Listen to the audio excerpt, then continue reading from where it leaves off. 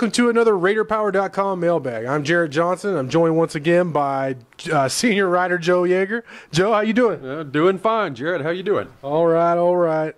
I kind of debated there if I was going to say senior writer or not. And I went with it. Yeah, senior's supposed to be a good thing. Yeah, I guess I'm still going to keep just riding that joke too, for the rest of the year, rest of the off season. Yeah. All right, so we're going to get to y'all's questions. Y'all have a bunch of them. First one's from Syntax.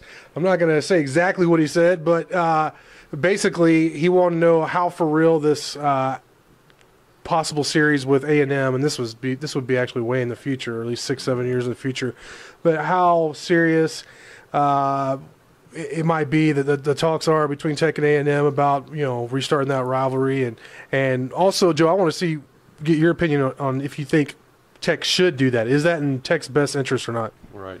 Well, I would not be the least bit surprised if it is serious. I mean, for a couple of reasons. To begin with, Cliff Kingsbury has all sorts of connections. Right. Coach for Kevin Sumlin has still connections with A&M, obviously.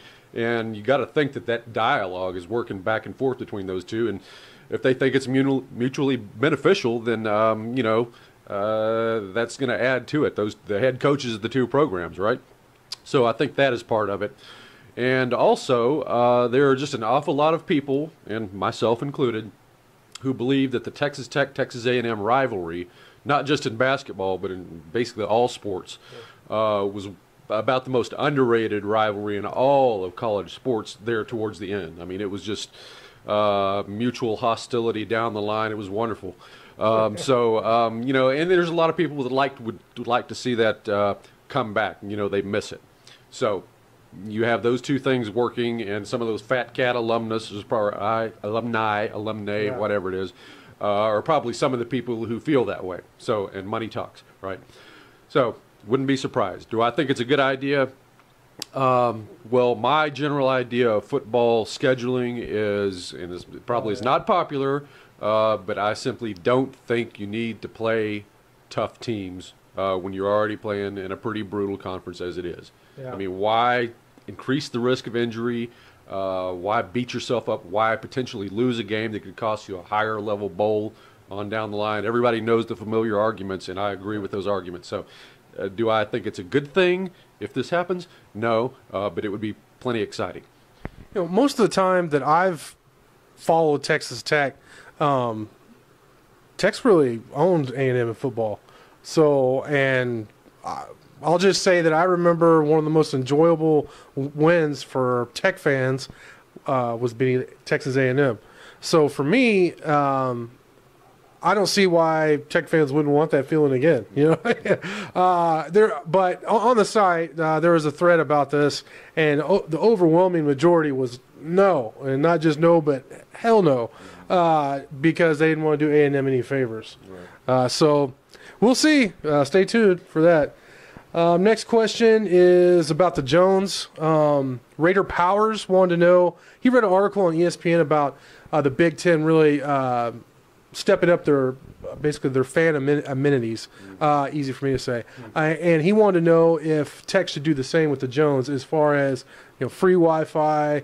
What else did he say? Locker room live feeds, fan polls, and those kind of things. Joe, where do you stand on this kind of deal? Well, obviously college football has been moving in that direction for quite some while. I mean, I imagine there are people in the athletic department and God knows where else that are paid to sort of create this fan atmosphere in the stadium. And it's been electronized or technologized or whatever you want to call it, out the wazoo, and you've got bells and whistles and screens and music and all sorts of things going on, and it's constant bombardment with stimuli, all the time. Sometimes it makes me happy I'm in the press box. So I guess you kind of get where I'm going here. I think that one of the things that really made college football the force that it is today is the specialness of it, the atmosphere that it used to exist. There was, with the marching bands and the cheerleaders, I know how old-fashioned I'm sounding, but hey, as Jarrett knows, I'm an old guy, right? I'm entitled to this.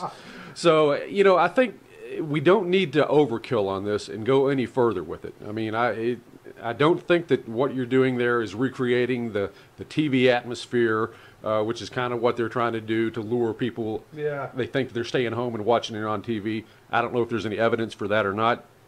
But, you know, I think that you can overdo it and overkill and start driving people away. And besides, Texas Tech, we're talking about Texas Tech, we're sold out, right? Right. This next year. You don't, again, I just don't think you need to go any further with it. Yeah, these are one of those rare occasions where you and I agree. It's a great atmosphere at Jones Stadium. I've been blessed to cover a lot of different college football teams in the region, and there's some great atmospheres, don't get me wrong, but there's definitely something unique about the Jones. And also, don't get me wrong, I mean, they just installed that giant scoreboard, so it's not like the Jones is so far behind. I think being named AT&T, maybe it would be nice to have free Wi-Fi. I honestly haven't even thought about, because, in press box we do have our Wi-Fi. So, but, other than Wi-Fi, I don't think they need the live locker room feeds. I think most of you would agree that the atmosphere and just the whole product on the field and everything that Tech provides is pretty great. What's wrong with allowing a little conversation between people between plays and everything? You don't always have to be looking at something else. You got your pals there, right? We must be entertained all the time. All right, next question. Red Raider 28, Joe. He specifically wanted to ask you, with how things are shaking up with recruiting in the 2015 and 2016 classes, do you expect Tech to compete with A&M and UT and Baylor, especially if Kingsbury and Co. Has a great 2014 season? Yeah. Well, I don't think there's any denying the fact that, at least by the STAR system, the talent is just getting better and better and better all the time. I mean, some of these guys Tech is getting commitments from are just mind-blowing. I mean, these are national-level recruits and multiple national-level recruits, and Tech just really hadn't done a whole lot of this in the past. So, assuming that the stars are accurate, and they are accurate more often than not, what that means is that there's more talent on the field in the next few years than there perhaps has ever been at Texas Tech. And then it just is a question of how well do Cliff and his staff channel that talent, coach it up, get it to work cohesively within a dynamic system that is difficult to play against. And if they can do that, then, you are looking at a Big 12 championship somewhere down the line. I think within a couple of years, they're going to be extremely competitive, and I think this was the last mailbag. I said something about maybe 5 to 6 years. But, Tech hasn't won an outright conference championship since the border conference days, I think. Right. So, we can be patient for another 5 years. It's not the end of the world. What's interesting is, we're a recruiting site, recruiting service, but there's so much focus on the recruiting and how Tech's doing recruiting. And, the staff has shown, Kingsbury and the staff has shown that they can recruit, they can hustle. What remains to be seen is, like you said, can they develop talent? And also the game day. I mean, we didn't really learn, other than the bowl game. The bowl game, they really, X's and O's wise, they just outclassed Arizona State, which I think surprised some people around the country, because of the matchup. But they still haven't really proven those two things. Can they develop talent? And on their game day, changes and X's and O's, basically. Mm-hmm. All right, good question. Next question is from Red Raiders. It's a basketball question. He wants to know, Joe, I think we've talked about this before, but it's a hot topic. The point guard situation next year. What's your take on it? Well, I think there's no reason not to believe that Robert Turner is going to be your solid starting point guard next year. Yeah. He did better than anybody expected him to do last year, and I personally am comfortable with him as your point guard next year. Not a true point guard, but he's quite serviceable, and I think, assuming he improves like you expect him to, he'll be certainly a mid-level Big 12 point guard next year, and you can win with that. So now the backup situation is a little bit more of a question mark. I don't think Randy Onwasser is the answer as a backup point guard. I think he's more of a two guard, assuming he can develop a little bit of an outside shot and a defensive specialist. So that leaves a couple of incoming guys. Keenan Evans, who is a true point guard, How quickly does he come in and adjust?